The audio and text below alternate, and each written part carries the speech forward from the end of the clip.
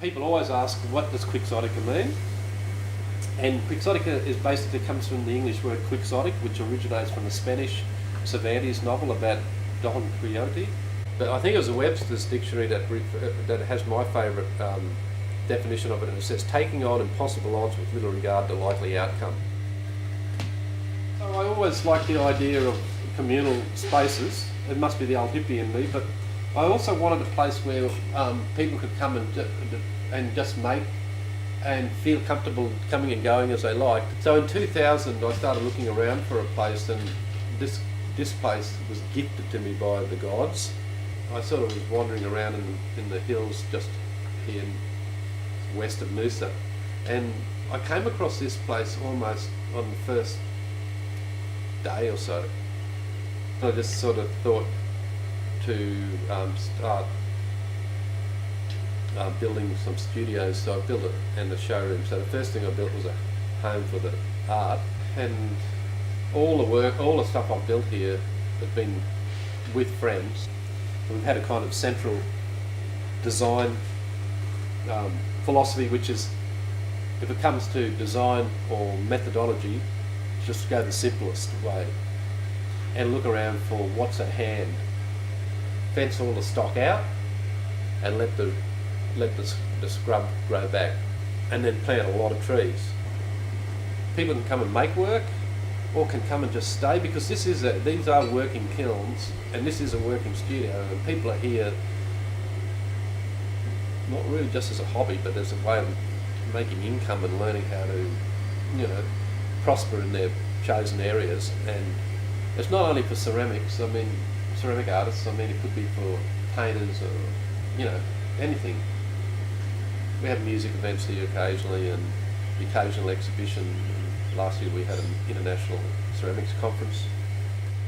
One of the things I noticed about watching Korean potters and Japanese potters make tea bowls is for how long that bowl, which is not a lot larger than this,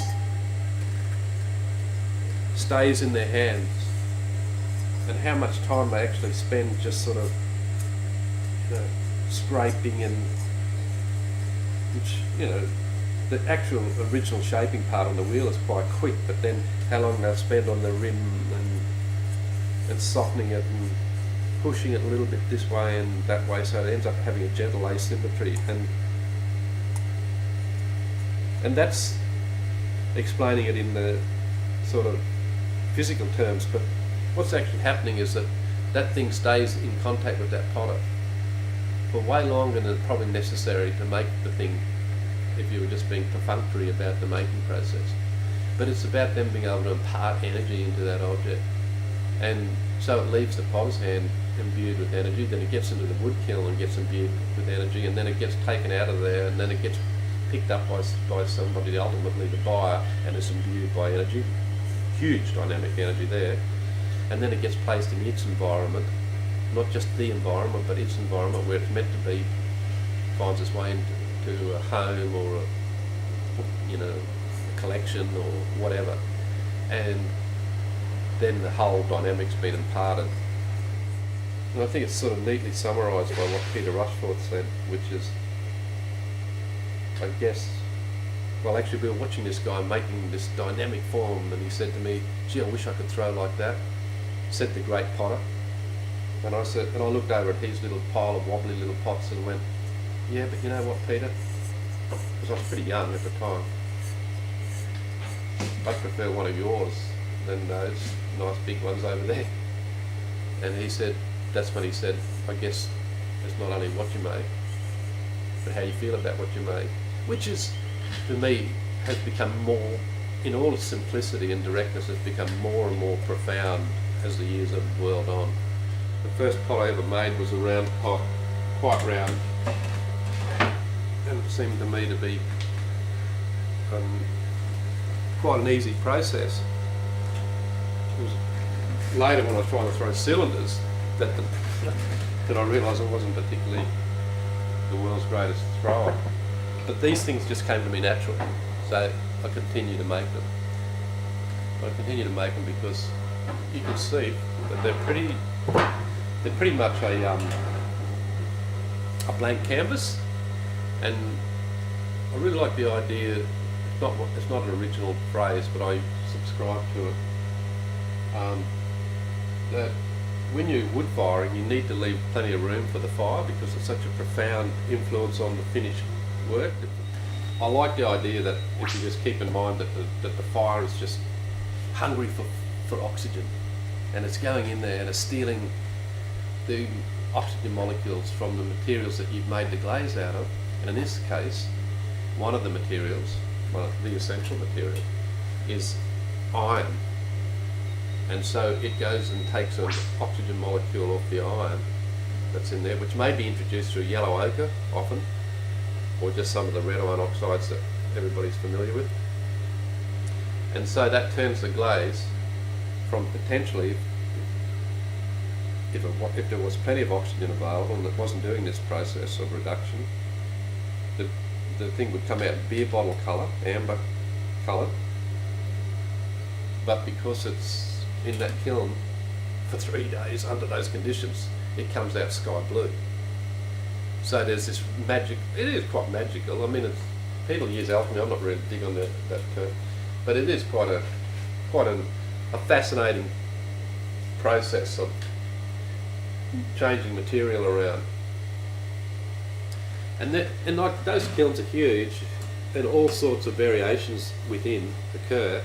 So you're basically seeing all that, and with all the ash and everything landing on the work, and this sort of fairly dynamic environment, you're seeing all that written on the pots.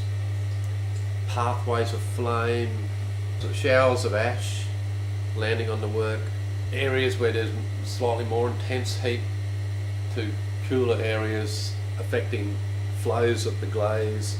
All those things can be read. So in the end, and this is something I like to think about a lot, is that really when you open up a kiln, and it's quite a vast thing, and you're looking at the work, you're kind of looking at a map of what's happened in the last few days in there, which is again kind of like the compression of geological time.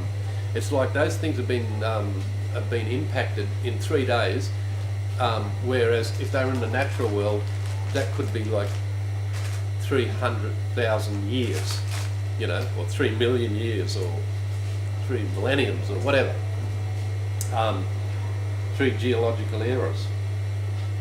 So it's this compacting and compressing of time, geological time, that you can read on those pots.